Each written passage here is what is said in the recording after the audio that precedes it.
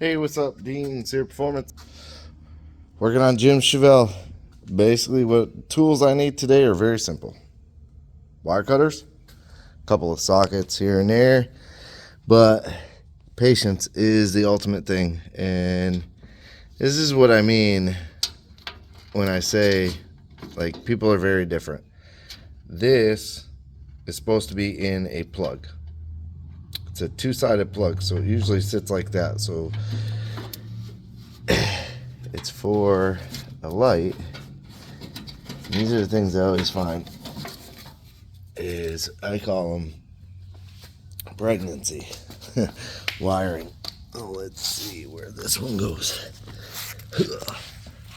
Okay, that side marker wasn't even plugged in, so this has got to be the front marker, which I don't believe.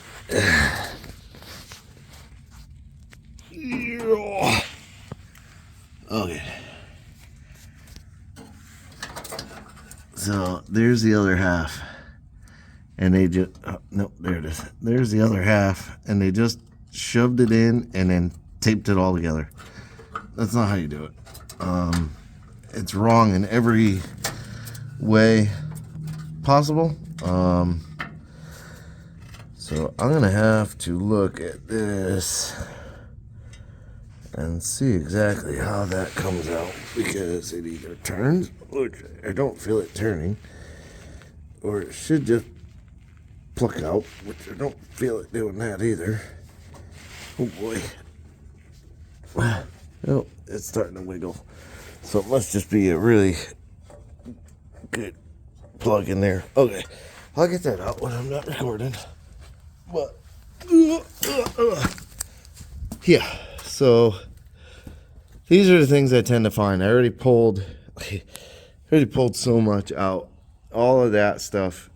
I'm just right here. This is where I've been working. But all of that stuff was just piled into this corner. Mind you, one went to the alternator, and then the other ones went to the fans. No plugs, just all direct wired in. This is actually another thing that I talk about, is when you wire your anything, you use a butt connector, fine and good, but you see how there's strand hanging out? Like, that's not good. Here too, you can see the strand hanging out under there. It's crazy to me. And these are yellow, which there's no way this is the right gauge. This is like a 10 gauge connector, 12 gauge connector. And this wire is massive, which is really good that you use a really big wire, but you're not doing it right. I don't know. I'm not going to get too carried away, but yeah, the other issue was this is a battery feed from inside the car. I don't know, it's an ignition feed or a battery feed or whatever, and this terminal was just hiding over here. So it comes off this same like junction block or whatever. It's this side here. It's a black wire, which I don't care that it's a black wire, but it's literally not hooked to anything. And this looks more of a ground to me. Like the little tab, like you would bolt it onto something and the tab would grab it from spinning.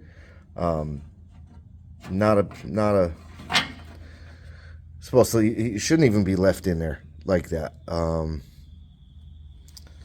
Yeah, so I'm gonna pull the shroud and tug that harness across, and I imagine I gotta disconnect the voltage regulator over there. I'm gonna remove that voltage regulator. I'm not sure what this one is, maybe a relay, but I gotta pull everything out.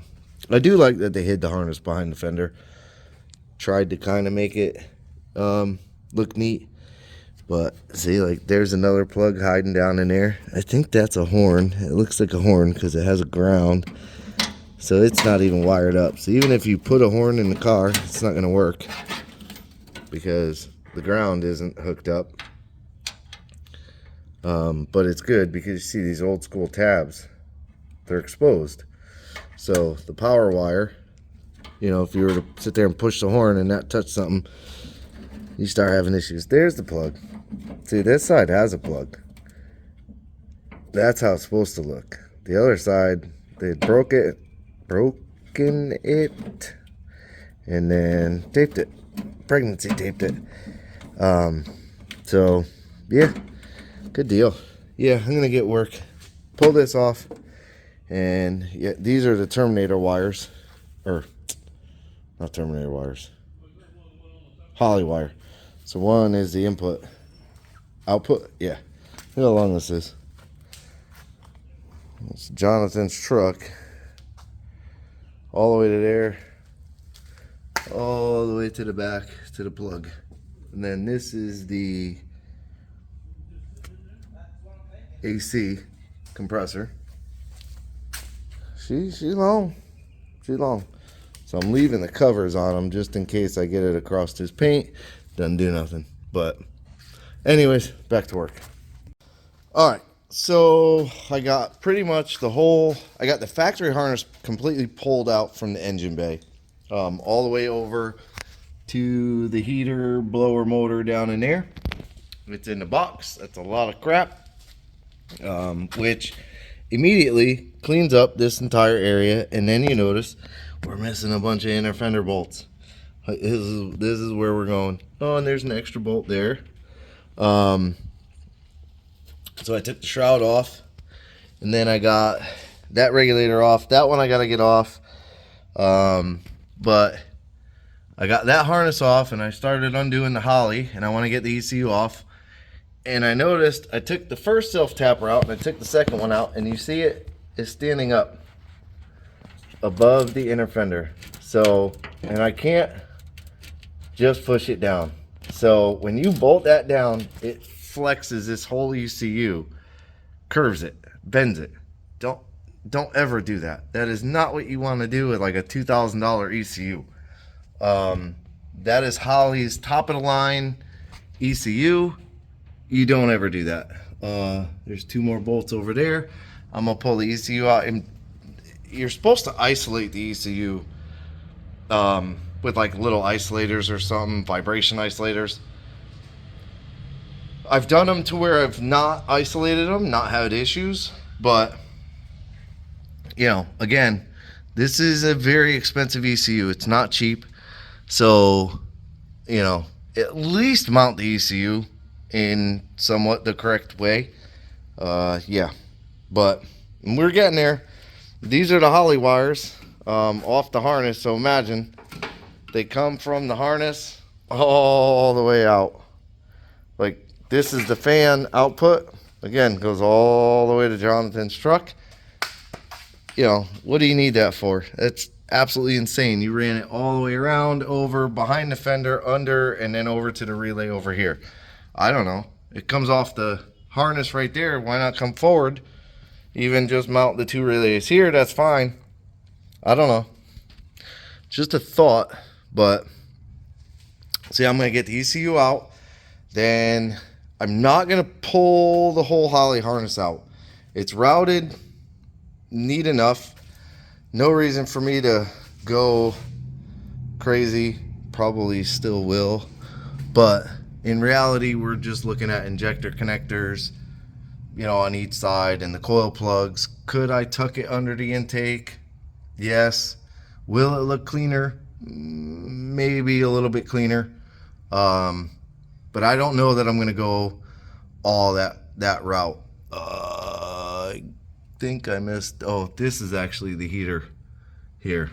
So I got to figure out where that's going to, because I thought that came out with the rest of the harness, but apparently it didn't.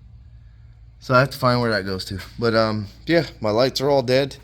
But I'm gonna keep going. I'm gonna get the very minimum. I'm gonna get this out, and then yeah. So I'll keep working. Okay, I forgot to end this off, but Saturday I basically got the ECU out. I got everything out from under the engine. Ended up taking the injector harness off. just because I don't want to have an issue with these little adapters that they have. I'm not saying they're junk, but it's just another connection that could be bad and cause misfires. I thought about that over the weekend.